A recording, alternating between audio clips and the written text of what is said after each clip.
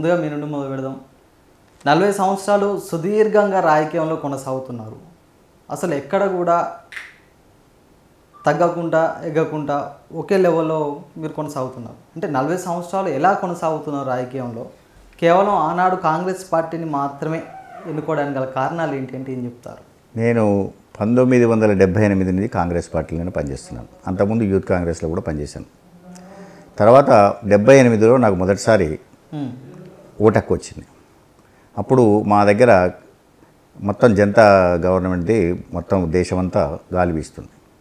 అయితే మా నాయకులు పురుషోత్తం రెడ్డి గారు కూడా జనతా పార్టీలోకి వెళ్ళిపోయారు. కానీ అప్పుడు మేము యువకులం, ఫస్ట్ టైం మాకు ఓటు వచ్చింది, బాగా ఉత్సాహంగా ఉండే. మాకెందుకో మొదటి నుంచి కూడా నేను నిజంగా కూడా కాంగ్రెస్ పార్టీకి ఎందుకు ఆకర్షితున్నానంటే, నాకు మొదటి నుంచి చిన్నప్పటి నుండి కూడా సుభాష్ చంద్రబోస్ అంటే నాకు చాలా ఇష్టం. సుభాష్ చంద్రబోస్ గారు కాంగ్రెస్ పార్టీలో ఉండి కాంగ్రెస్ పార్టీ నుంచి లీడ్ చేసిండు కాబట్టి నాకు కాంగ్రెస్ పార్టీ అంటే మహాత్మా గాంధీ అన్న సుభాష్ చంద్రబోస్ అన్న చాలా ఇష్టం. కాబట్టి ఫస్ట్ మేము కాంగ్రెస్ పార్టీని ఎన్నుకోవడానికి కారణం అది.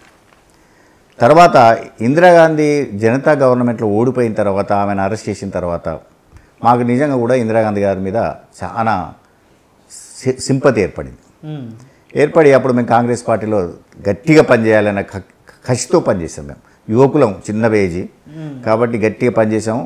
తర్వాత అప్పుడు కాంగ్రెస్ పార్టీ నుండి పోటీ చేయడానికి కూడా ఎవరు కూడా ముందుకు రాలే. ఏది కాంగ్రెస్ నుంచి, అప్పుడు ఇందిరా కాంగ్రెస్ అని ఉండేది. అయితే ఎవరు రాకపోతే మేమందరం కూడా కొమ్ము పాపాయ్ అనే, అసలుగా ఏమీ లేదు అప్పుడు, పాపం ఆయనకు రాజకీయంగా కూడా లేదు. సరే బీఫామ్ ఇచ్చారు ఆయనకు చెన్నారెడ్డి గారు. తర్వాత మేము గట్టిగా పనిచేసాము. ఆయన కూడా ఓడిపోతేనే మన భయం ఉండే. వాళ్ళ ఫాదర్ కూడా ఇప్పుడు పురుషోత్తం రెడ్డి గారితో ఎవరైనా ఎదురు తిరగాలంటే కూడా భయపడేవాళ్ళు. ఆ టైంలో మేము ఇది చేసాం. పాపయ్య గారు గెలిచిండు. అందుకోసం పాపయ్య గారు నేనంటే బాగా లైక్ చేసేవాడు. పాప చనిపోయేంత వరకు కూడా బాగా ఇది చేసేవాడు. ఆ విధంగా మేము కాంగ్రెస్ పార్టీకి ఆకర్షితులమై కాంగ్రెస్ పార్టీలో పనిచేయడానికి కారణం. ఓకే, అంటే 40 సంవత్సరాల నుంచి ఆనాటి నుంచి నేటి వరకు కాంగ్రెస్ పార్టీకి ఎంతో కొంత మీరు సొంత డబ్బులు కొన్ని కోట్లు కావచ్చు, ఎందుకో సొంత డబ్బులు ఖర్చు పెట్టాల్సి వస్తుంది కాంగ్రెస్ పార్టీ? ఇప్పుడు నాకున్న, సరే మీరు ఇంకెవరినైనా తెలుసుకోవచ్చు, నా జీవితంలో నేను ఎవరి దగ్గర ఆశించి ఒక 5 రూపాయలు కూడా నేను ఇంతవరకు తీసుకోలేదు. అవును, పార్టీ కోసం నేను ప్రతి దగ్గర ఎక్కడ ఎంపీపీ ఎలక్షన్స్ కావచ్చు, జెడ్పీటీసీ ఎలక్షన్స్ కావచ్చు, లేదంటే ఎమ్మెల్యే ఎలక్షన్స్ కావచ్చు, నాకు 94 తర్వాత 94 వరకు నేను కొద్దిగా మామూలుగా కాంగ్రెస్ పార్టీలో పనిచేసిన, కానీ అంత గుర్తింపు నాకు లేదు. 94 వరకు.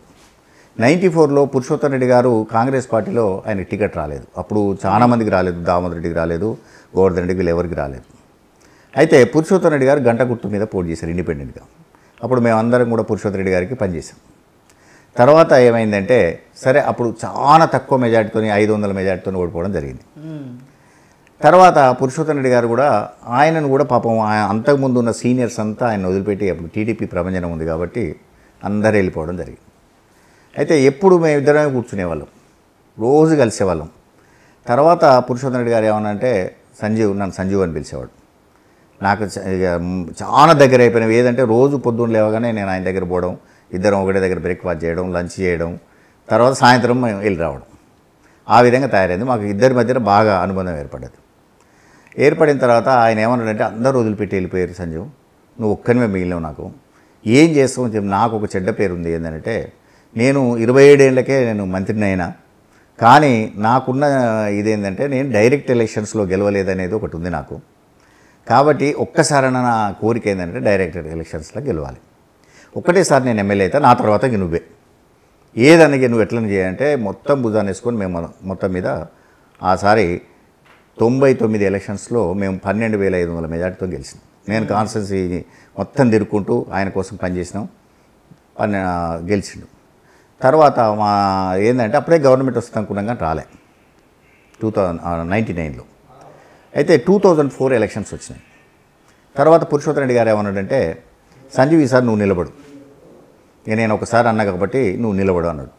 కానీ నాకే ఎందుకో అనిపించింది ఏంటంటే, ఈసారి గవర్నమెంట్ వస్తుంది, ఆసారి ఎందుకో మాకు చాలా నమ్మకం ఉండే, రాజశేఖర రెడ్డి గారు గవర్నమెంట్ వస్తుందని చెప్పేసి నమ్మకం ఉండే. ఆ నమ్మకంతో నేను పురుషోత్తం రెడ్డి గారితో ఏం చెప్పినంటే, సార్ నేనైతే ఉత్త ఎమ్మెల్యేనైతా, మీరైతే మంత్రి అవుతారు, కంటిన్యూ 5 సంవత్సరాలు ఉంటారు, మన ఏరియా బాగుపడుతుంది, మన ప్రాంతం మన జిల్లా కూడా బాగుపడుతుంది. కాన్స్టిట్యున్సీ అంటే ఎప్పుడు పోయినసారి ఆయన ఎమ్మెల్యే ఉన్నా కూడా మొత్తం కాన్స్టిట్యున్సీ అంతా నేనే చూసేవాడిని.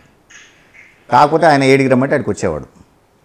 ఏ విషయమైనా ఆయనకు ఒక ఇదేముండేనంటే ఏదైనా అడిగి చేస్తే చాలు ఆయనకు.